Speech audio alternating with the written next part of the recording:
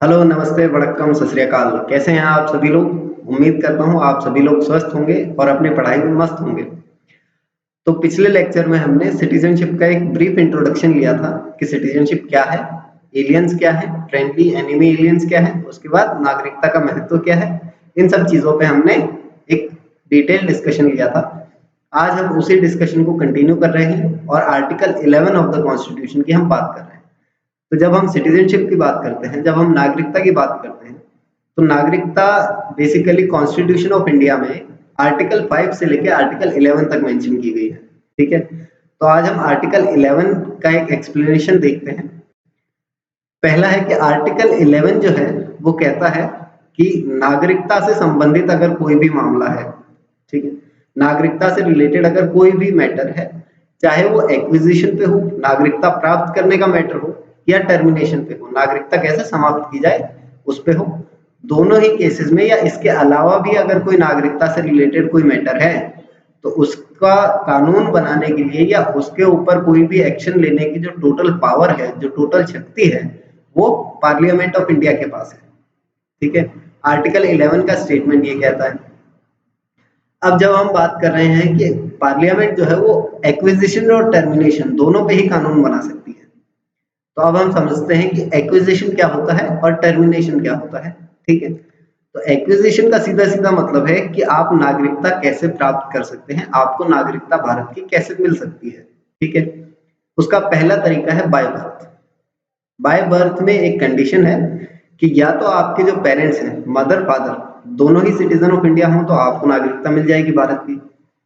दूसरी कंडीशन ये है कि अगर दोनों सिटीजन ऑफ इंडिया नहीं है और एक सिटीजन ऑफ इंडिया है, ठीक है, या तो आपके मदर या फादर कोई भी एक सिटीजन ऑफ इंडिया है तो भी चल जाएगा, लेकिन जो दूसरा पेरेंट है वो at the time of birth illegal migrant नहीं होना चाहिए। जब बच्चा पैदा हुआ है उस टाइम पर वो जो पर्सन है वो इलीगल माइग्रेंट नहीं होना चाहिए। अब इलीगल माइग्रेंट का मतलब क्या होता है? इलीगल माइग्रेंट का सीधा सा मतलब ये है कि अगर आप किसी भी कंट्री में एंटर कर रहे हैं और आपको एंटर करने या वहां रहने रेजिडेंस की आपके पास कोई लीगल परमिशन नहीं है, आपके पास कोई डॉक्यूमेंटेशन नहीं है, ठीक है, तो आप इलीगल माइग्रेंट हैं। अब इसका एक क्लॉज ये भी आता है कि जैसे मान लो आप किसी भी कंट्री में जाते हो, ठीक है, आप 6 महीने के वीजे पे गए, 6 महीने का आपने वीजा ले लिया, आप उस कंट्री में रह रहे हैं 6 महीने से, लेकिन अगर आप उस रेजिडेंस को वहां रहने का जो सिस्टम है आपका, आप उसको 6 महीने से ज्यादा एक्सटेंड करते हो। 6 महीने आप रह लिए, आपके पास वैलिड डॉक्यूमेंटेशन है, कोई दिक्कत नहीं है, लेकिन उसके बाद अगर आप एक दिन भी एक्सटेंड करते हो बिना डॉक्यूमेंटेशन के तो उस टाइम पर आप इलीगल माइग्रेंट हो जाएंगे उस कंट्री के लिए। ठीक है, ये हो गया इलीगल माइग्रेंट। जब हम CAA 2019 इसके नेक्स्ट लेक्चर में पढ़ेंगे तब हम इलीगल माइग्रेशन का एक डिटेल एक्सप्लेनेशन देखेंगे कि इलीगल माइग्रेशन क्या होता है, कैसे प्रोसेस किया जाता है। ठीक है, तो बेसिकली क्या हुआ था 1955 में एक रूल चलता था इंडिया में, that is jus soli. Jus soli का मतलब होता है लॉ ऑफ सॉइल या लॉ ऑफ लैंड। ठीक है, कि जमीन का कानून। तो यूज सोली में क्या होता था कि only the birth in India was required. सिर्फ एक कंडीशन थी कि भारत की जमीन पे बच्चा पैदा होगा तो वो भारत का नागरिक होगा। ठीक है, लेकिन इसमें दिक्कत आने लगी। इसमें दिक्कत ये आने लगी कि जैसे मान लो कोई फॉरेनर है, ठीक है, वो इंडिया में आए, कपल है, इंडिया में आए और इंडिया में उनकी प्रेगनेंसी हो जाती है, अगर उनका बच्चा हो जाता है तो बेसिकली क्या होगा, वो बच्चा जो होगा वो सिटीजन ऑफ इंडिया होगा, भारत का नागरिक होगा। अब उस बच्चे को नागरिकता देने में कोई इशू नहीं है, लेकिन इशू कब है कि जब उस बच्चे के गार्जियन के तौर पे उनके माँ बाप को भी भारत की नागरिकता देनी पड़ती है। ठीक है, तो ये इशू था 1955 में। इसको सॉल्व किया गया आफ्टर 1987, 1987 में कानून को थोड़ा बदला गया और कहा गया कि birth in India was required. ठीक है, birth in India was required कि भारत में बच्चा पैदा होना चाहिए, भारत की जमीन पर बच्चा पैदा होना चाहिए, दैट इज ओके। लेकिन दोनों जो पेरेंट्स हैं उनमें से कम एक पेरेंट सिटीजन ऑफ इंडिया होना चाहिए। ठीक है, तो इसमें क्या हुआ, इसमें एक बेनिफिट ये निकल के आया कि अगर कोई फॉरेनर है, कपल फॉरेन से आया है, कहीं बाहर से आया है और उनका बच्चा अगर इंडिया में पैदा होता है तो उसको सिटीजनशिप नहीं देनी पड़ेगी, ऐसा कोई प्रोविजन नहीं रहेगा। ठीक है, तो उसमें क्या होगा कि अगर एक पेरेंट भी सिटीजन ऑफ इंडिया है, ठीक है, तो हम ये मान लेते हैं कि जो बच्चा है, जो पैदा हुआ है, वो अल्टीमेटली डिसाइडेड है कि वो इंडियन यूनियन का ही हिस्सा रहेगा, भारत में ही रहेगा। ठीक है, तो उसको सिटीजनशिप देने में कोई प्रॉब्लम है नहीं। ठीक है, लेकिन यहाँ पर एक और प्रॉब्लम सामने आई कि जैसे बांग्लादेश है, म्यांमार है, वहां से कुछ लोग इलीगली माइग्रेट कर रहे थे। ठीक है, इलीगल माइग्रेशन हो रहा था, वहां से बिना वैलिड डॉक्यूमेंटेशन के इंडिया में एंट्री हो रही थी। अब प्रॉब्लम ये थी कि मान लो कोई इलीगल माइग्रेंट है, ठीक है, उसको इंडिया की सिटीजनशिप नहीं मिली है और वो चाहता है कि मुझे इंडिया की सिटीजनशिप मिल जाए। ठीक है, तो वो एक्चुअल में क्या करेगा, वो किसी इंडियन सिटीजन से शादी करेगा। ठीक है, और जैसे ही उनका कोई चाइल्ड जन्म लेता है, उनका कोई बच्चा होता है, तो उस केस में क्या होगा कि सिटीजन ऑफ इंडिया का स्टूडेंट बेटा है या बेटी है, जो भी है, सिटीजन ऑफ इंडिया का चाइल्ड है, तो उसको तो सिटीजनशिप मिलेगी, लेकिन उसके गार्जियन के तौर पे जो इलीगल माइग्रेंट है उसको भी नागरिकता देनी पड़ेगी। ठीक है, तो इसको 2003 में दोबारा से अमेंड किया गया, दोबारा से चेंज किया गया। और चेंज क्या किया गया कि पहले दोनों क्लॉज तो रखे गए, ठीक है, कि birth in India was required. पहला तो बच्चा भारत की जमीन में पैदा होना चाहिए, ये तो कंडीशन शुरू से चली आ रही है। ठीक है, दूसरी कंडीशन क्या है कि एक पेरेंट जो है वो सिटीजन ऑफ इंडिया होना चाहिए। यह 1987 में ये चेंज कर दिया गया था, लेकिन 2003 में ये जो इलीगल माइग्रेशन की प्रॉब्लम थी, इसको सॉल्व किया गया और इसमें कहा गया कि एक तो जो पेरेंट है वो सिटीजन ऑफ इंडिया होना चाहिए, लेकिन दूसरा जो है वो इलीगल माइग्रेंट नहीं होना चाहिए at the time of birth. ठीक है, तो जब बच्चा पैदा हुआ है उस टाइम पर कोई भी पेरेंट, एक सिटीजन ऑफ इंडिया है, ठीक है, कोई दिक्कत नहीं है, एक अगर एलियन है तो भी कोई दिक्कत नहीं है।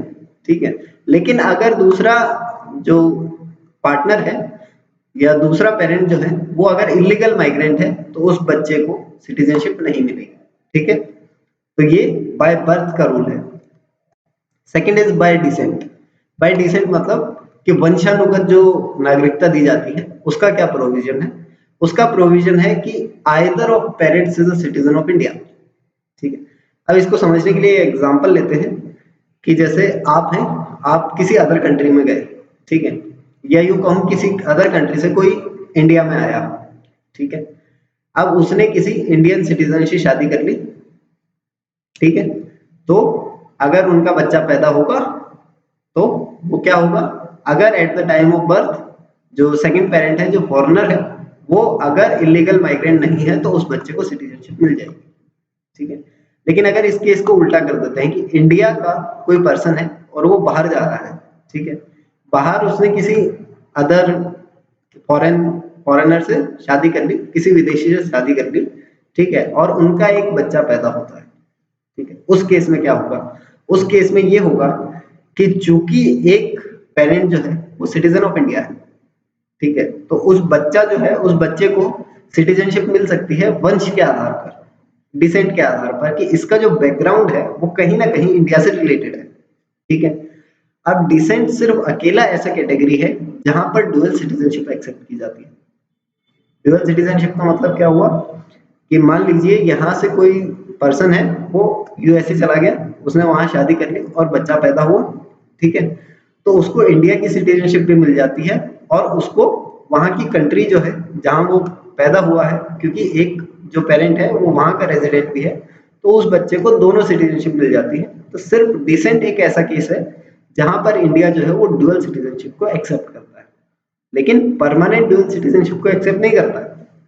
अब इसकी कंडीशन क्या है कि provided also that no such birth shall be registered until the parents of such person declare in such a manner as may be prescribed that the minor does not hold the passport of other country.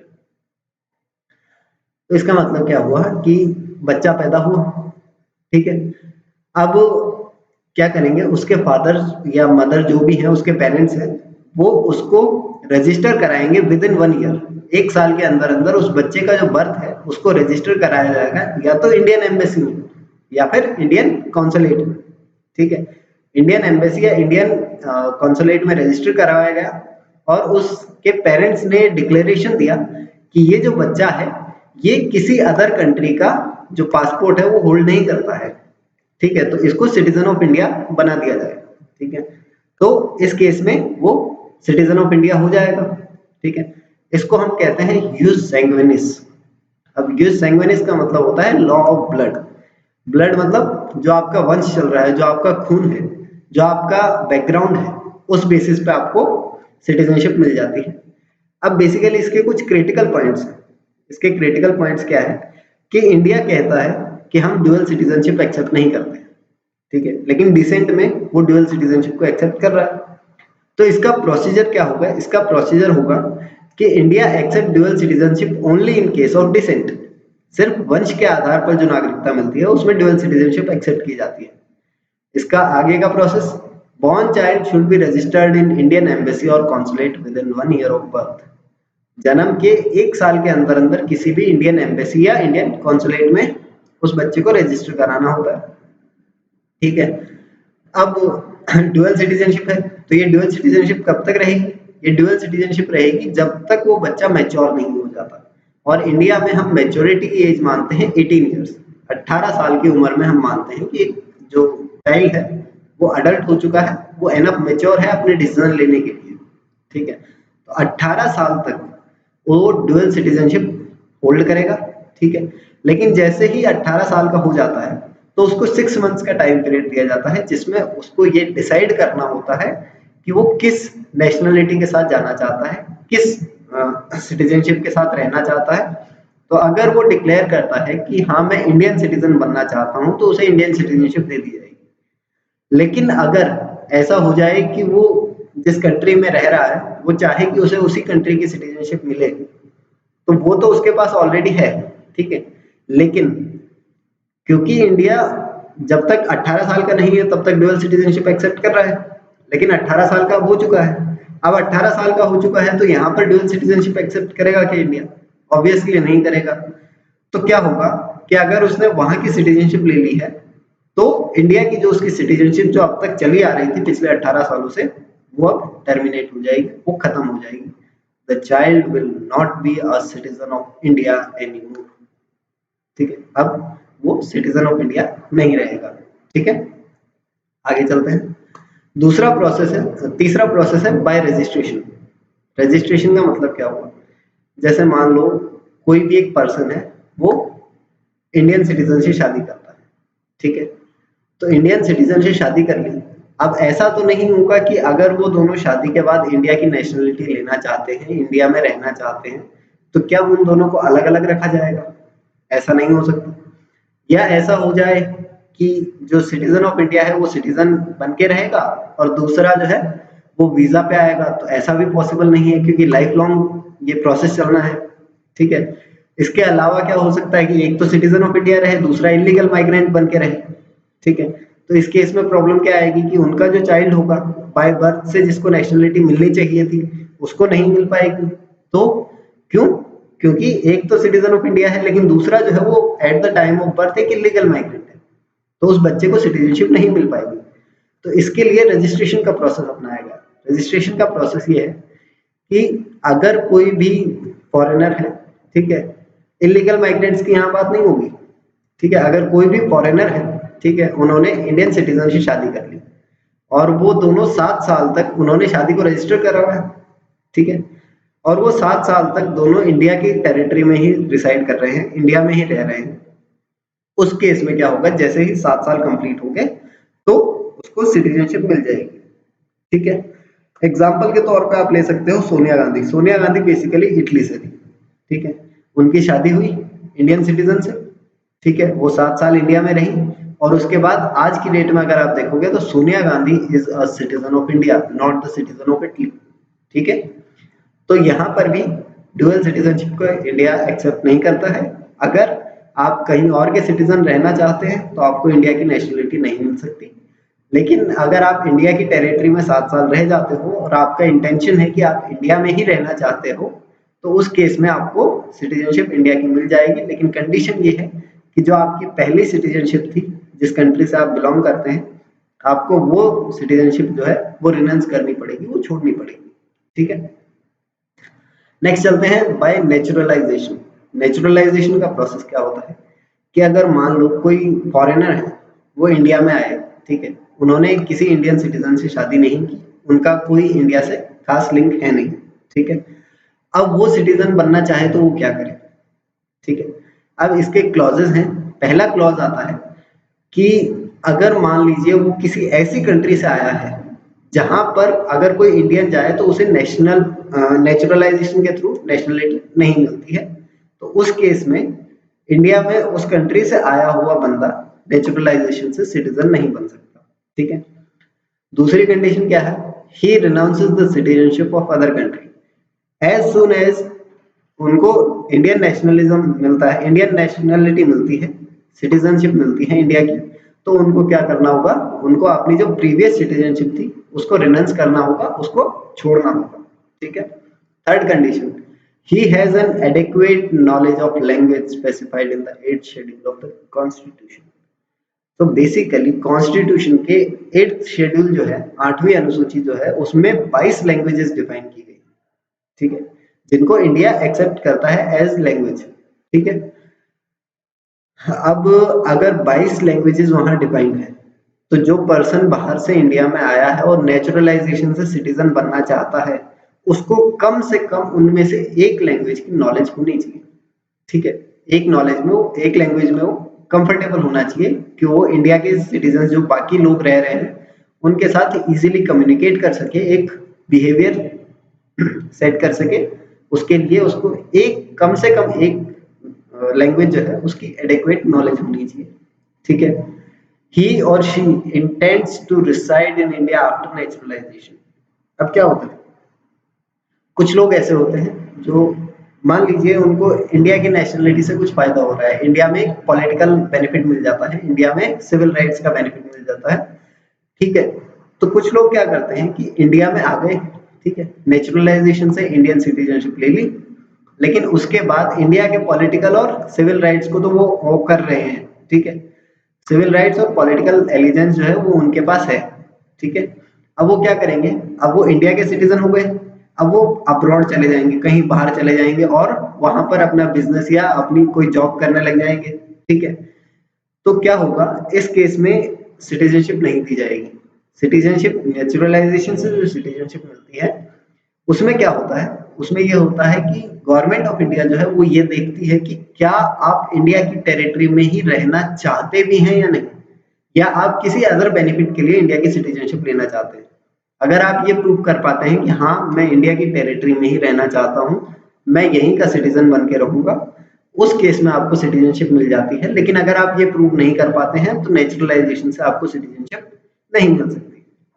ठीक है, अगला clause क्या है? He has to reside in India for at least 14 years and the total days stay in India should sum up to 12 years।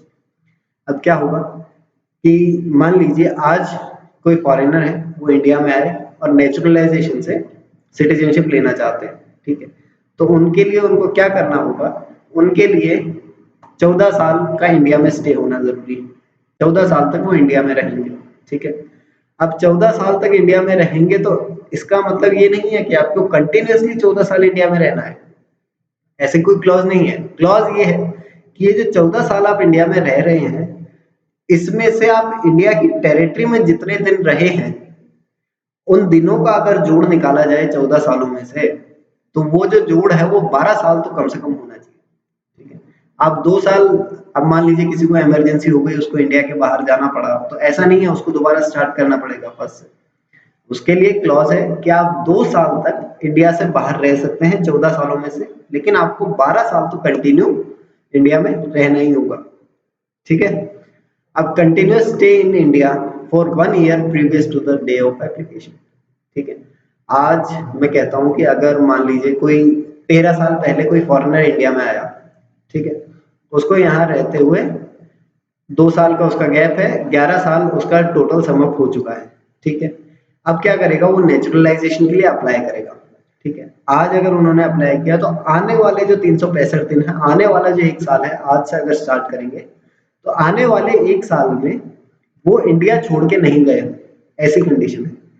तो मतलब application जब दी है तो उस एप्लीकेशन के टाइम से लेके और जब तक सिटीजनशिप नहीं मिल जाती, जो 1 साल का गैप है उसमें आप इंडिया नहीं छोड़ सकते, ऐसा कंडीशन है नेचुरलाइजेशन की। ठीक है, आगे चलते हैं। तो नेचुरलाइजेशन के कुछ एक्सेप्शंस हैं। एक्सेप्शंस क्या है कि जैसे मान लो कोई पर्सन है, उसने बहुत कोई बड़ी सर्विस दी है साइंस को या philosophy, art, literature, world piece या ह्यूमन प्रोग्रेस, इन फील्ड्स में अगर उन्होंने कुछ एक्स्ट्रा ऑर्डिनरी काम किया हो, तो उस कंडीशन में क्या होता है, गवर्नमेंट ऑफ इंडिया जो है वो ऐसे लोगों को सिटीजन ऑफ इंडिया बनाना चाहती है। उसकी इंटेंशन है कि ऐसे लोग सिटीजन ऑफ इंडिया कहलाए जाए। ठीक है, तो उसके लिए क्या करती है सेंट्रल गवर्नमेंट जो है वो कुछ कंडीशंस को खत्म कर देती है नेचुरलाइजेशन में। या तो कुछ कंडीशंस को खत्म करेगी या कंप्लीटली ही नेचुरलाइजेशन को प्रोसेस को फ्री कर देगी कि आप बिना नेचुरलाइजेशन के भी इंडिया के सिटीजन हो सकते हैं। ठीक है, लेकिन उसके लिए कंडीशन क्या है कि you should render distinguished service to science, philosophy, art, literature, world peace और ह्यूमन प्रोग्रेस। ठीक है, अब इसके बाद एक प्रोसेस है कि जैसे नेचुरलाइजेशन से आपको सिटीजनशिप मिल गई, आप भारत के नागरिक हो गए। ठीक है, तो उसके बाद आपको एक प्रोसेस से और जाना पड़ता है, वो प्रोसेस होता है ओथ टेकिंग का। आपको शपथ लेनी होती है। ठीक है, शपथ का मतलब क्या है कि जब आप सिटीजन बने, ठीक है, तो सिटीजन ऑफ इंडिया का प्राइम मोटिव क्या होता है, पहला कर्तव्य जो होता है वो ये होता है कि वो भारत के संविधान की पालना करेगा, उसकी अवहेलना नहीं करेगा, उसकी इज्जत करेगा। तो ये सब जो कॉन्सेप्ट्स हैं, इनके लिए एक शपथ पत्र दिया जाता है। ठीक है, तो वहां आपको एक ओथ लेनी होती है, वहां आपको एक शपथ लेनी होती है कि हाँ, मैं भारत के संविधान के अनुसार ही चलूंगा, मैं उसकी अवहेलना नहीं करूंगा, मैं उसका सम्मान करूंगा या उसमें जो जो भी क्लॉज है मैं उन सभी का पालन करूंगा। ठीक है, तो ये नेचुरलाइजेशन का प्रोसेस होता है। फिफ्थ प्रोसेस है बाय इनकॉर्पोरेशन ऑफ टेरिटरी। ठीक है, अब इसको समझते हैं कि क्या होता है। तो बेसिकली अगर मान लो कोई भी एक पार्ट है, कोई भी एक लैंडमास है, ठीक है, और वो इंडियन यूनियन का हिस्सा बनता है किसी भी रीजन की वजह से।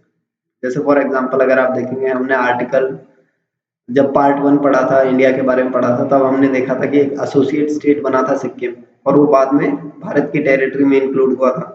उसके अलावा हमने देखा कि जब फ्रेंच सेटलमेंट ऑफ पौंडीचेरी हुआ था, तो पौंडीचेरी इंडिया में इंक्लूड हुआ था। ठीक है, उसके बाद गोवा का जो रीजन है वो भी इंडिया में इनकॉर्पोरेट हुआ था। ठीक है, तो ये सब जो चीजें हैं, अगर कोई भी लैंडमास इंडिया की टेरिटरी में इनकॉर्पोरेट किया जाता है, तो उस केस में क्या होता है, बेसिकली वहां के जितने सिटीजन हैं वो सारे के सारे इंडियन सिटीजन बन जाते हैं। लेकिन अगर गवर्नमेंट ऑफ इंडिया चाहती है कि इनमें से कुछ लोग ही सिटीजन ऑफ इंडिया बने, ठीक है, तो वो कैटेगरी डिफाइन करती है, और वो एक जो है वो इंटेलिजिबल डिफरेंशिया होना चाहिए। उसमें किसी भी तरह का ये नहीं होना चाहिए कि हमने किसी के साथ भेदभाव किया है धर्म के हिसाब से, किसी भी हिसाब से हमने किसी के साथ भेदभाव किया है, तो ऐसी कोई कंडीशन नहीं होनी चाहिए। उसमें एक प्रॉपर रीजन होना चाहिए कि इन लोगों को क्यों एक्सक्लूड किया गया है। ठीक है, अब यहाँ मानते हैं कि हम एक लैंडमास है वो इंडिया में इनकॉर्पोरेट हुआ। ठीक है, वहां पर दो कम्युनिटी है, एक तो हिंदू एक मुस्लिम। ठीक है, अगर मान लो किसी भी तरह से किसी भी इंटेलिजिबल डिफरेंशिया पे उनको डिस्टिंग्विश कर दिया गया कि पार्ट ए जो है वो सिटीजन ऑफ इंडिया रहेंगे, पार्ट बी जो है वो सिटीजन ऑफ इंडिया नहीं रहेंगे। ठीक है, तो बेसिकली क्या होगा कि पहले जो दो कंट्रीज थी, जैसे एक इंडिया है और एक एक्स कंट्री है कोई भी, ठीक है, जिसका इंडिया में इनकॉर्पोरेशन हुआ है, तो पहले वो जो लोग थे वो सिटीजन्स ऑफ एक्स कंट्री थे।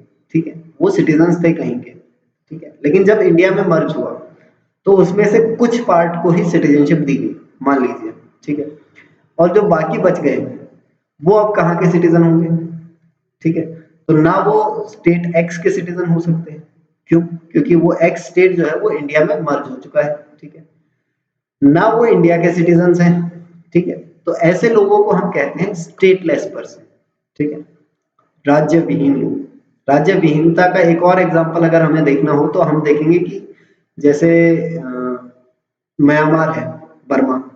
ठीक है, अब बर्मा की गवर्नमेंट जो है वो जो वहां के रोहिंग्या मुस्लिम्स हैं उनको सिटीजन्स ऑफ म्यांमार नहीं मानती है।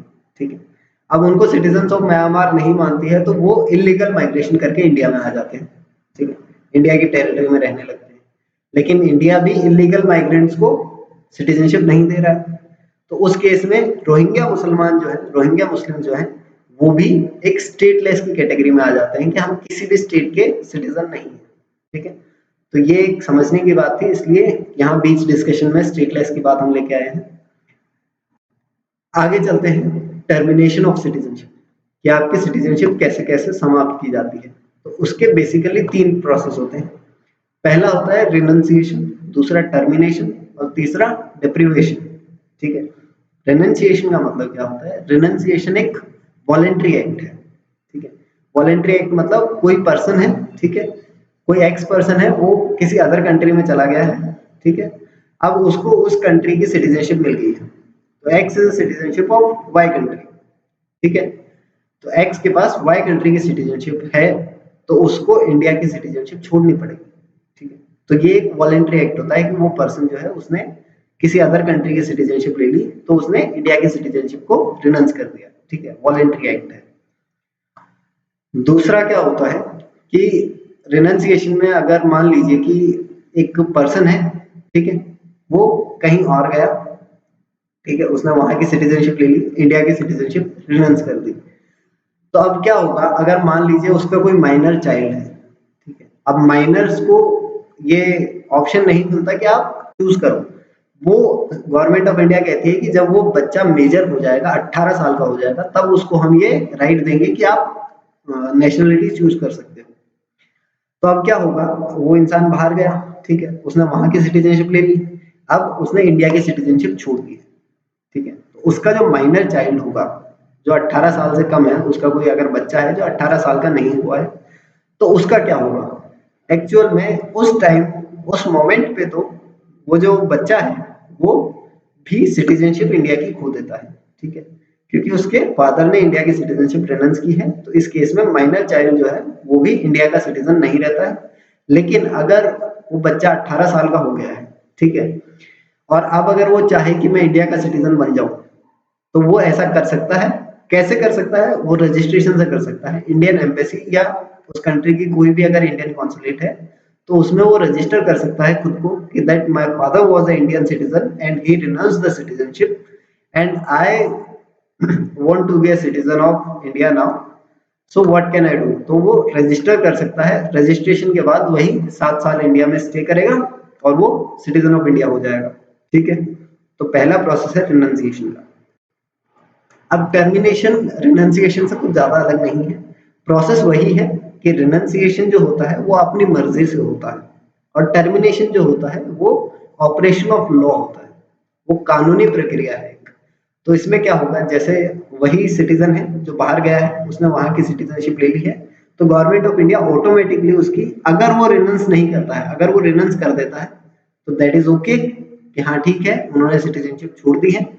लेकिन अगर वो रिनंस नहीं करते हैं, वो उस चीज को कंटिन्यू करते हैं, तो उस केस में गवर्नमेंट ऑफ इंडिया ये एक्शन लेती है कि वो ड्यूअल सिटीजनशिप के क्राइटेरिया पे उनकी जो सिटीजनशिप है, उनकी जो नागरिकता है, उसको खत्म कर देती है, समाप्त कर देती है, टर्मिनेट कर देती है। That is the process of termination, ठीक है। तो हम लास्ट प्रोसेस समझ लेते हैं, डेप्रीवेशन, ठीक है। डेप्रीवेशन का मतलब होता है कि गवर्नमेंट ऑफ इंडिया जो है वो किसी की सिटीजनशिप को खत्म कर रही है कुछ बेसिस पे, ठीक है। अब गवर्नमेंट ऑफ इंडिया जो है वो ऑर्डर पास करती है, और उस ऑर्डर से क्या होता है, कंपलसरी टर्मिनेशन हो जाता है, किसी भी पर्सन की सिटीजनशिप का कंपलसरी टर्मिनेशन हो जाता है। तो इसका मतलब ये हुआ कि गवर्नमेंट ऑफ इंडिया है वो किसी को भी टर्मिनेट कर सकती है, किसी को भी डिप्राइव कर सकती है सिटीजनशिप से? नहीं, ऐसा नहीं है। इसके लिए क्लॉजेस है। क्लॉजेस क्या है कि अगर मान लो कोई इंसान है, उसे सिटीजनशिप मिली या उसके पास सिटीजनशिप है, और वो जो सिटीजनशिप है वो उसने किसी भी तरह के फ्रॉड के केस से ली है, ठीक है, कोई भी फॉल्स रिप्रेजेंटेशन है, किसी भी डॉक्यूमेंट्स का फॉल्स रिप्रेजेंटेशन है या फ्रॉड किया है, ठीक है, कंसीलमेंट ऑफ मटेरियलिस्टिक फैक्ट्स, किसी भी तरह के कोई जो तथ्य हैं उनको छुपाया गया है, ठीक है, तो भी आपका डेप्रीवेशन के अंडर आते हैं, ठीक है। या आप भारत के संविधान के प्रति लॉयल नहीं है, ठीक है। आप भारत के संविधान की इज्जत नहीं कर रहे हैं, आप उसका बार बार उल्लंघन कर रहे हैं, तो उस केस में भी आप डिप्राइव हो सकते हैं। मैं इसलिए कह रहा हूँ हो सकते हैं क्योंकि ये कंपलसरी एक्शन नहीं है, ठीक है। अगर गवर्नमेंट ऑफ इंडिया आपको उस चीज के लिए माफ करना चाहे तो कर सकती है, ठीक है। लेकिन गवर्नमेंट ऑफ इंडिया अगर चाहे कि आपको सिटीजनशिप से डिप्राइव कर दिया जाए तो वो भी कर सकती है, उसमें कोई दिक्कत नहीं है, दोनों ही चीजें हो सकती है। या फिर एक और क्लॉज है अगर, कि मान लिया जाए कि कोई सिटीजन है, वो बाहर जॉब कर रहा है, आउट ऑफ इंडिया है, ठीक है, और वो 7 साल में एक बार भी इंडिया में विजिट नहीं किया है, उसने 7 साल तक कंटिन्यूअसली बाहर है, तो उस केस में भी जो है वो सिटीजनशिप डिप्राइव की जा सकती है, खत्म की जा सकती है। इसका एक्सेप्शन है स्टूडेंट्स, कि अगर आप मान लीजिए कोई स्टडी वीजा पे गए हैं, आप 7 साल तक वहां पढ़ाई कर रहे हैं, 8 साल 10 साल तक आप वहां पढ़ाई कर रहे हैं, ठीक है, तो उस केस में आपकी सिटीजनशिप जो है वो डिप्राइव नहीं की जाएगी, क्योंकि स्टूडेंट है और स्टूडेंट पढ़ने के लिए कहीं भी जा सकता है, that's his right. Compulsory education जो हम देखते हैं तो इंडिया की कॉन्स्टिट्यूशन में एक एजुकेशन का एक जो है वो फंडामेंटल राइट है, ठीक है। तो उस केस में स्टूडेंट्स को एक्सक्लूड कर दिया जाता है। अब आप देखते होंगे बहुत से लोग ऐसे होते हैं जो मतलब आउट ऑफ इंडिया रह रहे हैं या जॉब कर रहे हैं, तो हर 5 साल में यहाँ इलेक्शन में वोट डालने आते हैं, ठीक है। तो एक्चुअल में क्या होता है कि उन्हें ऐसा नहीं है कि देश से बहुत ज्यादा प्यार है या देश के पॉलिटिकल एलिजेंस को वो करना चाह रहे हैं, या ऐसा कुछ नहीं है। उसमें क्या होता है, मोस्ट ऑफ द 90% जो लोग होते हैं जो बाहर रह रहे हैं, उनका इंडिया में आने का सिर्फ एक रीजन होता है कि वोट देने के बहाने हम इंडिया में एक बार विजिट कर लेंगे तो हमारी सिटीजनशिप जो है वो डिप्राइव नहीं होगी, ठीक है। तो ये चीजें हैं, ये प्रोसेसेस है, ठीक है। So that's all for termination and acquisition of citizenship. Thank you very much. Please like, share and subscribe.